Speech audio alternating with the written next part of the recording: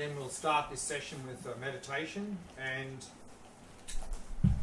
I've mentioned that particularly in the shamatha practice we always want to emphasize quality over quantity.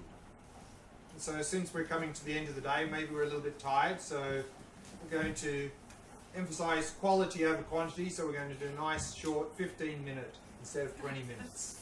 And we're going to do the same practice that we've just done, and that is just resting in awareness itself. Also with this practice, like the earlier practice of observing the mind, we can bring in the earlier practice, to help us to get into the practice, to not get swept away. In the earlier practice of observing the mind, we introduced labeling, noting, or anchoring in the breath. So here, for this practice, we can also use anchoring in the breath. So if we find in this practice of simply trying to rest in awareness, we're constantly getting caught up in all sorts of appearances and getting carried away, then you might like to introduce this anchoring in the breath.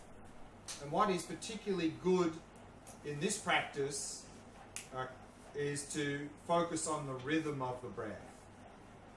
So therefore, if you're finding that you're just getting caught up in all sorts of appearances and distractions, go into noticing the rhythm of the breath while holding that experience of awareness. So use that rhythm of the breath as an anchor to stop you from getting caught up in all sorts of other distractions. So you might like to experiment with that. So that's just an option I'm putting out there. So let's do that practice again. Just short 15-minute session.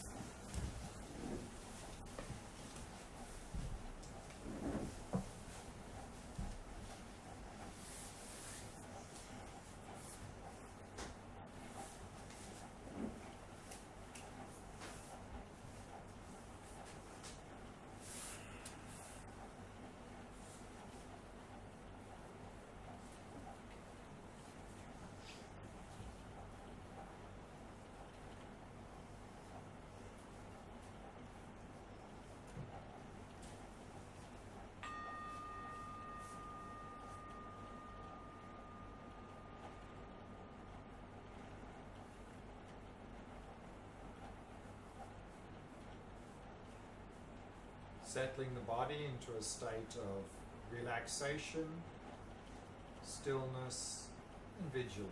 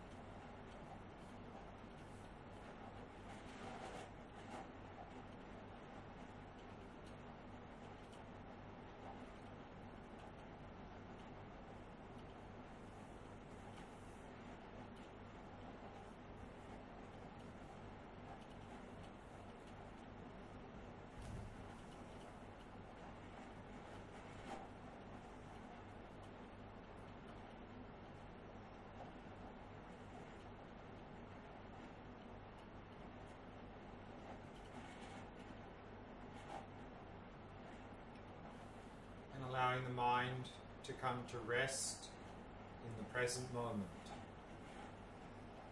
through focusing on the sensations of the breath throughout the body.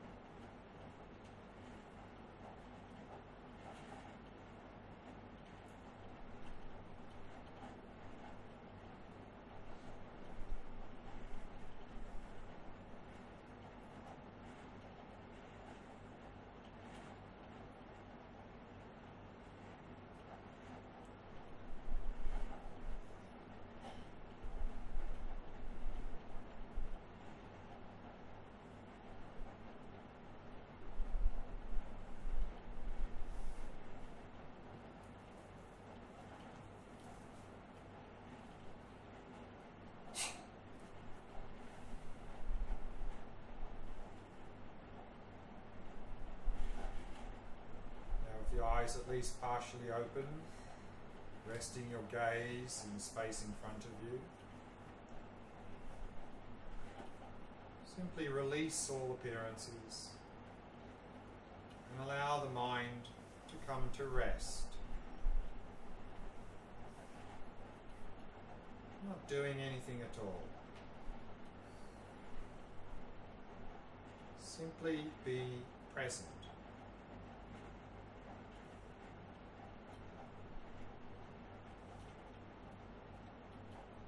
Knowing that you're aware.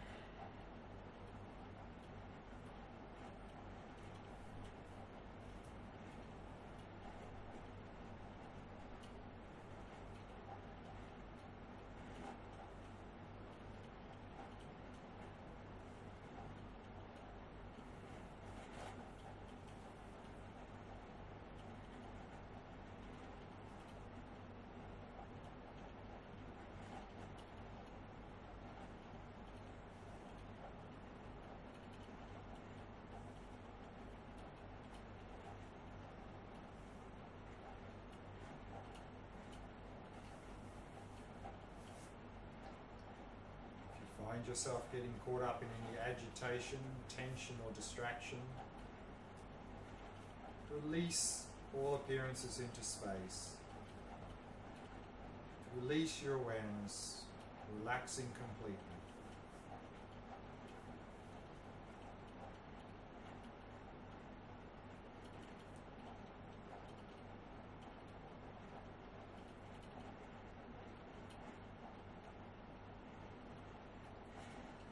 Simply resting in stillness of awareness.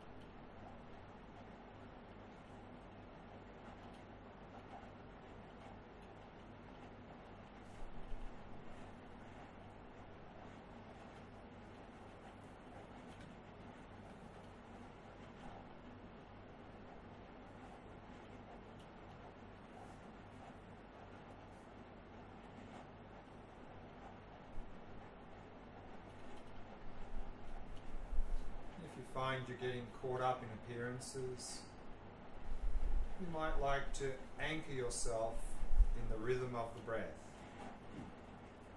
So while resting in awareness, just notice the rhythm of the breath.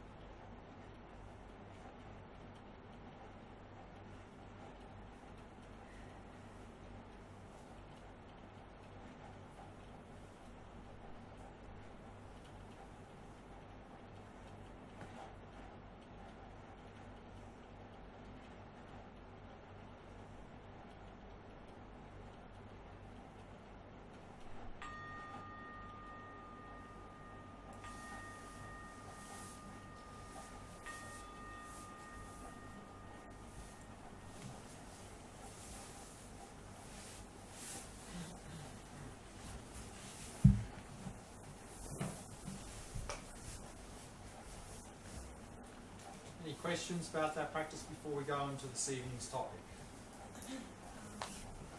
I'm a bit confused because let's say I have an awareness of the sound of this air conditioning, right? And then I'm aware that I'm aware. And I need to focus on that awareness. The minute that I focus on the awareness of being aware, then I'm not aware anymore of the sound of the air conditioning. Correct, and we don't, in this practice, we're not interested in the sound of the air conditioning. But then I'm not, so the minute I'm aware of that I'm aware, I lose the fact that I'm actually aware, like, the reason for my awareness is lost, you know what I mean? Your awareness is there 24/7. No? Isn't it? I hope. There's no object. There's always an object, but in this practice we're not interested in any particular objects of awareness. We're just interested in awareness itself, just resting in that experience. So whatever object awareness happens to be engaged in, it's irrelevant. It doesn't matter. We don't care. It's of no interest in this practice. In other practices it's of interest, of course. But here we're just focusing on awareness itself. That's all. So how do I feel that awareness? Feel it. Yeah, like what is the experience of it? Well, it's there all the time. You can't get away from it. No? It's not a matter of you've got to find something. But sometimes this practice, it's a bit like, you know, asking a fish to look for water. It's there. It's right in front of your face. That's why you can't see it. It's right there.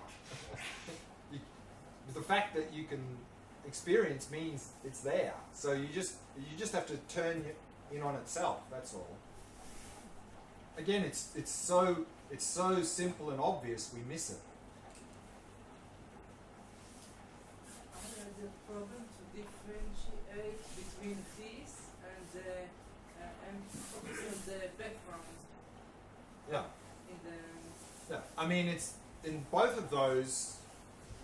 We're focusing on the same thing. It's just here, the experience is not so much of observing something separate. Whereas in that practice, observing the space, there's a sense of you, an agent, observing the space. Whereas here, it's more just being that space. So experientially, it feels a little bit different, but it's not really a different practice. because in both cases you see the thought, you see The awareness. yeah. Exactly. Sure. So like I said, it's just trying to ignore them, just trying to. in this practice where we're not paying any attention to appearances. Just let them be there. Don't try and block them. Just don't pay any attention to them. We're not interested. Leave them. Let them be. They can do their own thing. Down the back. First, I'd like to say that it was easier than I thought. Something on the side of it, I really like that concentrating on the pace, the rhythm. Yeah, of the breath. I start to, I find myself moving backward back and forth, like Jewish prayer. Yeah, and I found it enjoyable. Okay. And Yeah. Like I said, these little things we can use as a beginner, like when we're focusing on the breath to count the breath or note the breath, when we're observing the mind to label, to anchor in the breath, and here to anchor yourself in the rhythm is something that can be helpful in the beginning stages to get in the practice. But in this practice, if you find it helpful, use it, but then slowly you'll need to let go of anchoring yourself in the rhythm and just rest in awareness. But if it's helpful to help you not get caught up in all sorts of other things, then you can use it for now, and then slowly just let go of the rhythm and just rest in awareness. What's the difference between this meditation and the one that we started with, which was just relaxing? Started with when? The first meditation we started the first day, relax the body. What's the difference between this and Which meditation, on the first evening or something? No. a regular meditation, just relax the body? So what's the difference between that? Well, of sitting course, relaxed and just, just letting everything go. what we've been doing in every meditation at the beginning is what's called preparation. Preparing the body means to release tension, relax the body, back straight. So that's all preparation. And then also to release thoughts and to bring the mind in the present moment, that's preparation. So we do that for every meditation, the same, to prepare ourselves well. Once the body's relaxed, the mind is in the present moment, then we can start whatever meditation we're doing. And in this meditation, what we're doing then, on the basis of a relaxed body and mind, is we're just releasing all appearances and resting in awareness. Okay. Today I experienced in the noontime I have some thought which is paralyzing. Now during the meditation I have the same thought, something that I experienced, and for somehow I felt like I didn't feel nothing about it. Just so my question is, how is on my day life to really deal with it, as it's happened right now during the meditation? This is one of the other benefits with this practice we're doing now, resting in awareness. The question is, she had some thought at lunchtime which sort of overwhelmed her and paralyzed it, and now in this meditation it came up again, but it didn't do that.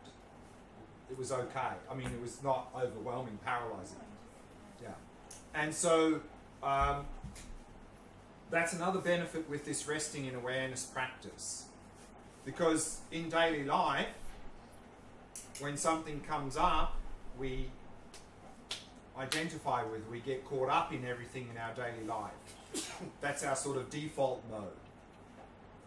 So if we can simply do this practice of resting in awareness, then there's an expression I like called stillness in motion.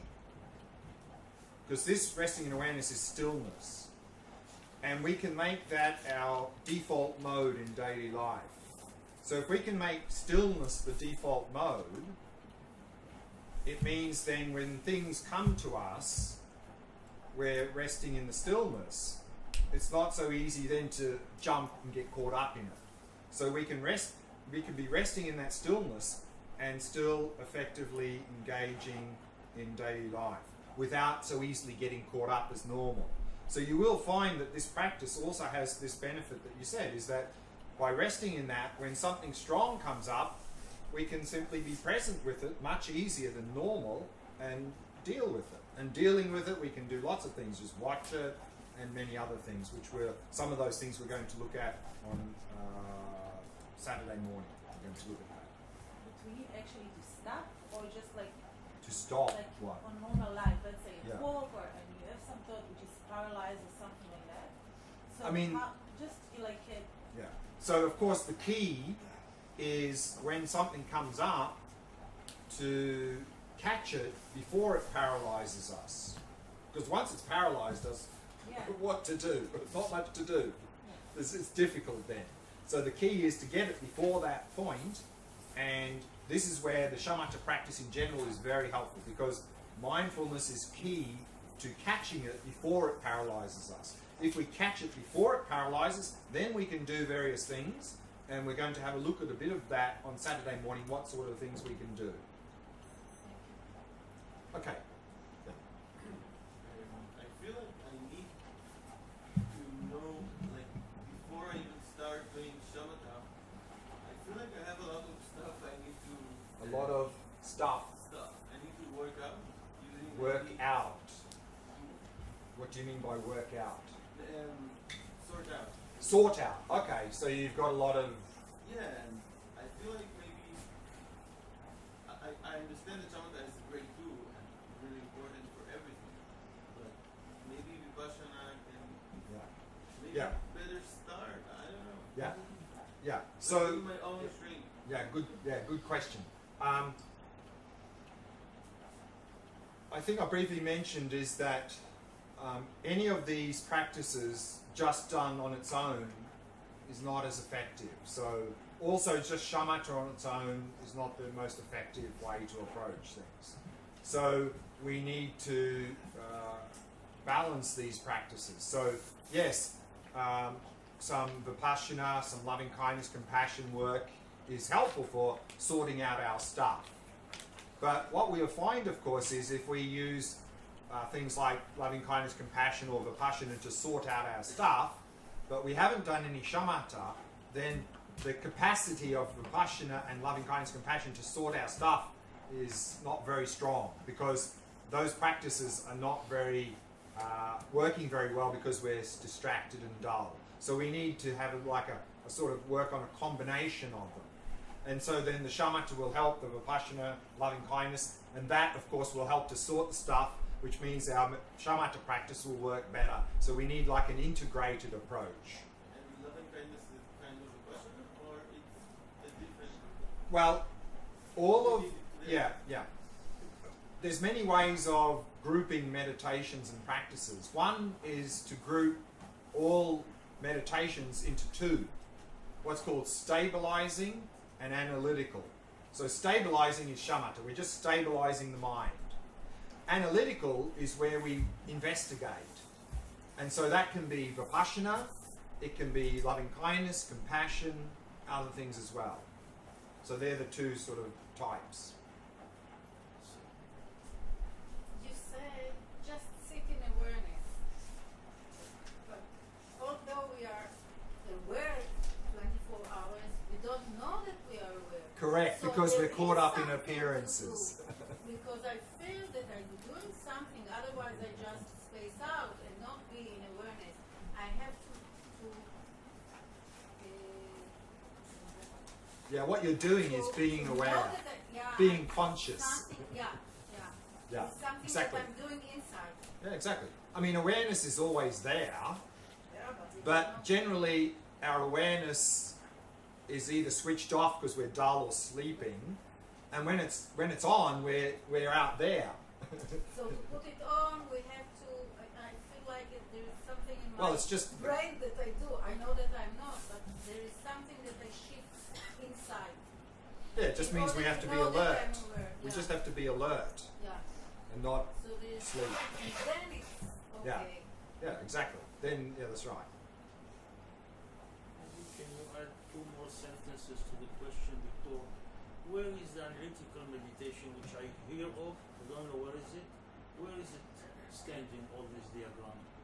Which diagram? Analytical meditation. Which diagram do you mean? No, not diagram, but with the types of meditation that you taught us in the last 2 days. Right. Yeah. Where is analytical meditation standing here? Right. So we can divide meditation many ways. There are many ways of grouping. One way that's useful is stabilizing analytical. Stabilizing just means to stabilize the mind, just to develop concentration. So shamatha is stabilizing meditation, because that's the basis of all the others. Because analytical is more investigative. And the analytical that we're doing in this retreat is Vipassana. So Vipassana is one type of analytical meditation, because there we're investigating how things exist. Compassion is investigating suffering and coming to see it in a certain way. So analytical meditation is many types of analytical. Yeah, many. I didn't know. Yeah, Okay, yeah, so many. huh. Yeah. So many. It's only A name of- category. It's a category, yeah. Okay, let's go to this evening's topic, and I want to sort of keep it quite brief so we don't go on too long. So last night we talked about the life of the Buddha. He was Prince Siddhartha. He achieved enlightenment at age 35, and then for 45 years he taught what he had discovered. And in those teachings we can group them into what's called the 3 turnings of the wheel of Dharma. The first one was called the Four Noble Truths. That was the first teaching he gave upon achieving enlightenment. And those class of teachings form the basis of what are now the Theravada Buddhist traditions. So Sri Lanka, Myanmar, Laos, Cambodia, Thailand, Southeast Asia. Those Buddhist traditions are based on the Four Noble Truths. And they were transmitted through the Pali language. Then, what's the second turning of the wheel? In that Four Noble Truths, as we're going to see this evening, the fundamental ignorance that's the root of all of our mental afflictions and suffering is this grasping onto self. So we need to get rid of this to realize no self, to achieve liberation. But then in the second turning of the wheel, these perfection of wisdom teachings, which we're going to look at tomorrow night in more detail, the Buddha said, well, actually there's a deeper level of ignorance than just grasping onto self. That the deeper level of ignorance is grasping onto independent me, independent world. That is the deepest level of ignorance. And so in the perfection of wisdom teachings, there is the teachings about coming to realize what's called emptiness. And in those teachings also, there are teachings about not only achieving personal liberation, nirvana, but achieving the further goal of enlightenment. And similarly, in the third turning of the wheel, on teachings on what's called Buddha nature, also we see teachings on emptiness and the idea of enlightenment. So this evening, and those second and third turning of the wheel were what was transmitted then to the China, Korea, Japan, Vietnam, and Tibet. So those teachings are collectively now called Mahayana Buddhist traditions. So in those traditions, when we talk about Vipassana practice, we're talking about this wisdom of emptiness. Whereas this evening, these Four Noble Truth teachings, when we talk about Vipassana, we're mainly more talking about this no self. So let's have a look at these Four Noble Truths.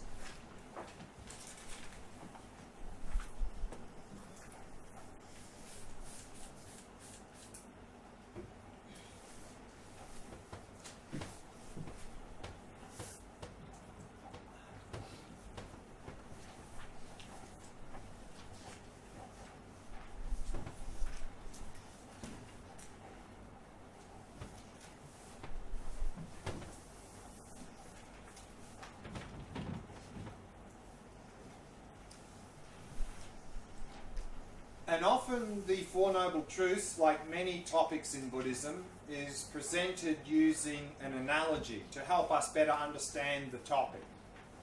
And often the analogy used for the Four Noble Truths is the analogy of a physical illness. Generally, if we think we have some physical illness, what we tend to do, of course, is go to the doctor. And what is the first thing the doctor would do for us? Diagnosis.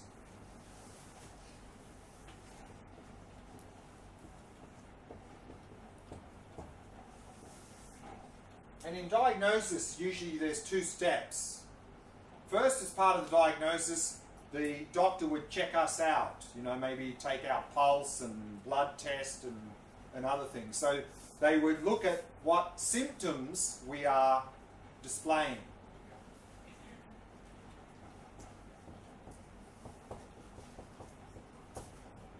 So what condition do we find ourselves in? What symptoms do we have?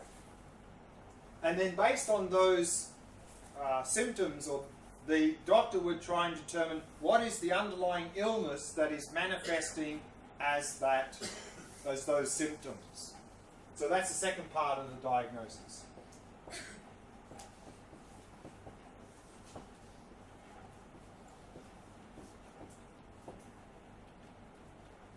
Maybe better to use the word symptoms.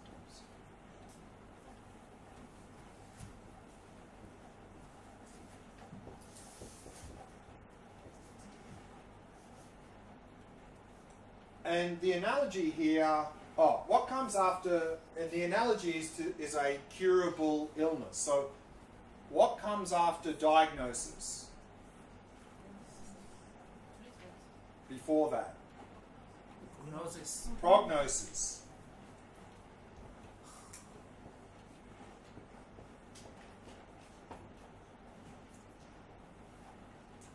And then, of course, we're using the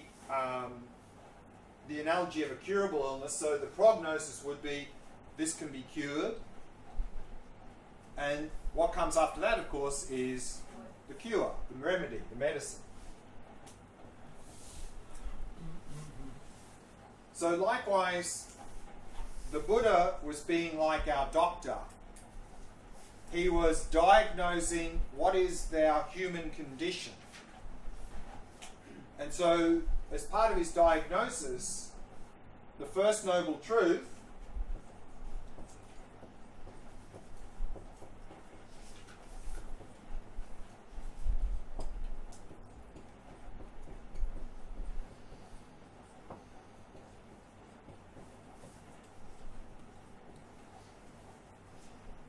and it's usually translated as suffering. So often you'll find or you'll hear people presenting Buddhism and say something like, according to Buddhism, all life is suffering, that this is the human condition. But then, of course, this creates a lot of confusion. And often when we hear that, we go, that doesn't sound right. You know, sometimes my life is okay. You know, sometimes I have pleasant experiences. So my whole life is not suffering.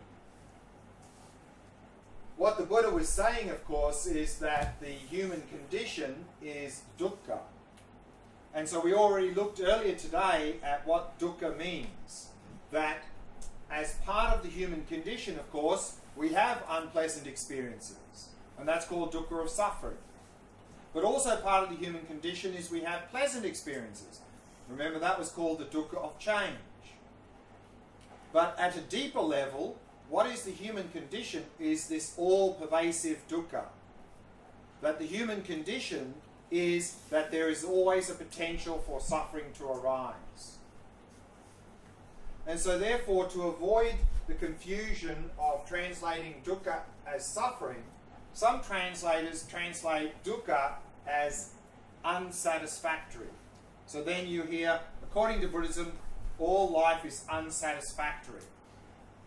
And then when we hear that, we think, let's check that out. Unpleasant experiences, definitely unsatisfactory. I don't want those. Pleasant experiences, unsatisfactory, yes, in terms of they don't last and they're not reliable. In that way, they're unsatisfactory. And that there's always a potential for suffering to arise in our life, yes, that's definitely unsatisfactory. So unsatisfactory sort of works. But why are we stuck in that state of dukkha? What is the underlying illness? And that is the cause or origin of dukkha.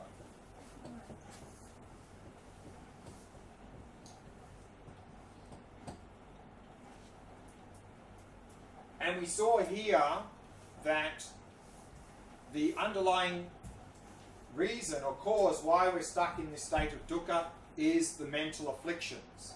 Particularly presented here, these three poisons of ignorance, attachment, and aversion. And of those three, ignorance is the root cause, this distorted view of reality. So remember here in the Four Noble Truths teachings, then that ignorance is grasping onto self. That by grasping onto this self that seems to be here, that leads to attachment, aversion, the other mental afflictions, driving our behaviour, leading to this state of dukkha or suffering. And then the Buddha's prognosis was that we can cure ourselves of this condition. Oh, one more thing before we go there. We are stuck in this state of dukkha because of our mental afflictions, particularly ignorance. And the Buddha's assertion, of course, is we're stuck in this state life after life after life after life. And that cycling life after life in this state of dukkha, because of ignorance and mental afflictions, is called samsara.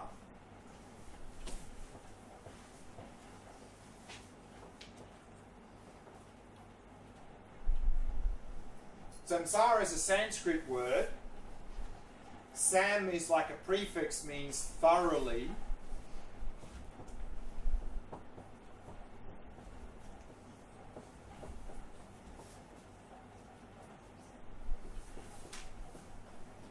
Sara is from the root sir, which means to go.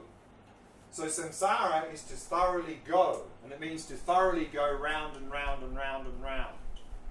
So samsara is often translated as cyclic existence, that we are cycling life after life in this state of dukkha. So samsara is not a place. This is not samsara. Samsara is a state of mind. As long as we have this ignorance and mental afflictions in our mind, we are stuck in samsara. But the good news is we can be cured. That's the Buddha's prognosis. So that is the third noble truth.